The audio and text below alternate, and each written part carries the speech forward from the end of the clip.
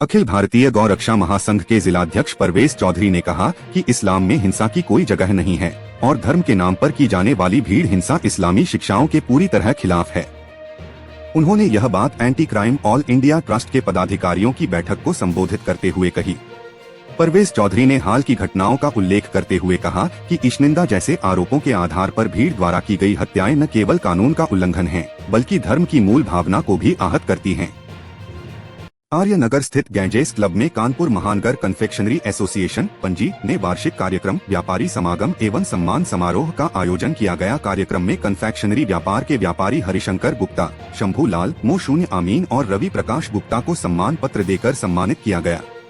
आपको बता दें कि कार्यक्रम में कानपुर महानगर में कन्फेक्शनरी व्यापारियों की एकता, सुरक्षा और सहयोग करने की दिशा में व्यापारियों ने एक स्वर में आवाज बुलंद की। SRMS रिद्धिमा के सभागार में रविवार 11 जनवरी 2026 को दिल्ली के रूबरू थिएटर ग्रुप की ओर से नाटक अभिज्ञान शाकुंतलम का मंचन किया गया। महाकवि कालिदास लिखित इस नाटक की परिकल्पना और निर्देशन काजल सूरी का रहा। महाकवि कालिदास लिखित अभिज्ञान शाकुंतलम 4वीं शताब्दी के आसपास की रचना है, लेकिन इसकी कथा महाभारत काल से भी पहले की है। महाकाव्य महाभारत के आदि पर्व में दुष्यंत और शाकुंतला की इस कथा का उल्लेख है। इसके अलावा हमारे 18 पुराणों में से एक पद्म पुराण में भी यह दर्ज है। युवाओं को आत्मविश्वासी बनकर अपने लक्ष्य के प्रति अडिग रहने और जीवन को महान उद्देश्य के लिए समर्पित करने की प्रेरणा देने वाले स्वामी विवेकानंद जी की 163वीं जयंती पूर्व दिवस पर मनाई गई। नागेश्वरनाथ मंदिर पर आयोजित नवे श्रद्धा अर्पण कार्यक्रम में एकत्रित हुए बुद्धिजीवी वर्ग ने स्वामी जी के विचारों को याद किया। शहर के प्राचीन नागेश्वरनाथ मंदिर प्रांगण में स्थित स्वामी विवेकानंद जी की प्रतिमा पर नवे श्रद्धा अर्पण कार्यक्रम मुख्य अतिथि डॉक्टर TN वर्मा द्वारा माल्यार्पण के साथ शुभारंभ किया गया। जिला कांग्रेस कमेटी के तत्वाधान में मनरेगा बचाओ संग्राम के तहत जिलाध्यक्ष डा दयाराम रजक व जिला मनरेगा प्रभारी जसपाल सिंह के मुख्य आतिथ्य में घंटाघर मैदान में सांकेतिक उपवास किया गया।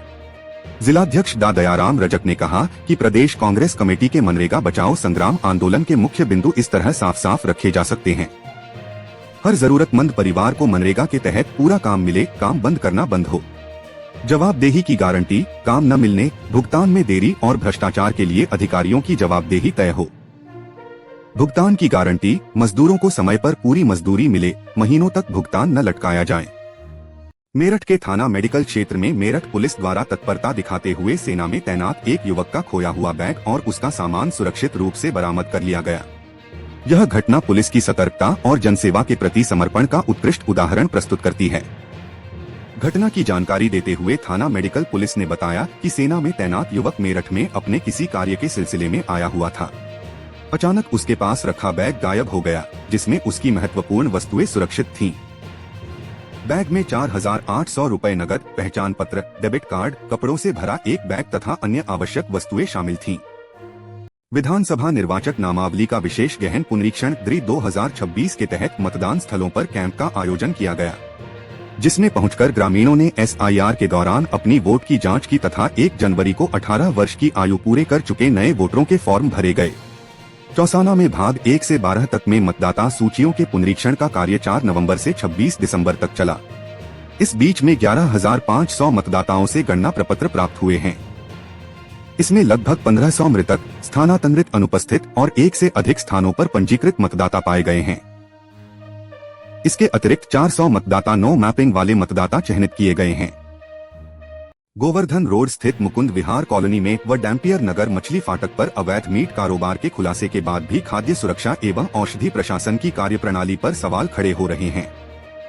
कार्रवाई के बावजूद विभाग की आंखें नहीं खुली और धर्म नगरी में बेरोक-टोक मीट की दुकानें संचालित हो रही हैं। काफी समय से चेकिंग तक नहीं की गई है। विश्व हिंदू परिषद की सत्यवती चौधरी का कहना है कि खाद्य सुरक्षा विभाग के जिम्मेदार अधिकारी इस ओर ध्यान नहीं दे रहे हैं। विभाग की कार्रवाई केवल कागजों और सीमित दायरे तक ही सिमटकर रह गई है। शहर के कई क्षेत्रों में मीट की दुकानें चल रही हैं, जो कि ब्रज की पावन धरा की छवि को धूमिल कर रही हैं। जनपद बागपत की बड़ौत विधानसभा अंतर्गत गांव बरवाला में निषाद पार्टी का एक भव्य कार्यकर्ता सम्मेलन आयोजित किया गया। सम्मेलन में निषाद पार्टी के राष्ट्रीय सचिव पूर्ण सिंह कश्यप मुख्य अतिथि के रूप में शामिल हुए, जबकि पूर्व राज्य मंत्री पन्नालाल कश्यप एवं उत्तराखंड प्रभारी राष्ट्रीय महासचिव विशिष्ट अतिथि के रूप में मंच पर मौजूद रहे। सम्मेलन को संबोधित करते हुए मुख्य अतिथि पूर्ण सिंह कश्यप ने कहा कि आने वाले समय में जिला पंचायत अध्यक्ष, बीडीसी एवं अन्य पंचायत स्तरीय चुनाव निषाद पार्टी के लिए बेहद महत्वपूर्ण हैं। लखनऊ में लगातार बिगड़ती ट्रैफिक व्यवस्था और प्रमुख चौराहों पर रोजाना लगने वाले भीषण जाम को लेकर प्रशासन और पुलिस अब पूरी तरह मुस्तैद हो गए हैं। हजरतगंज, सिविल अस्पताल, पॉलिटेक्निक, चिन्हट और अयोध्या रोड जैसे मुख्य मार्गों पर जाम आम बात हो चुकी है, जिससे आम नागरिकों को भारी परेशानी का सामना करना पड़ रहा है।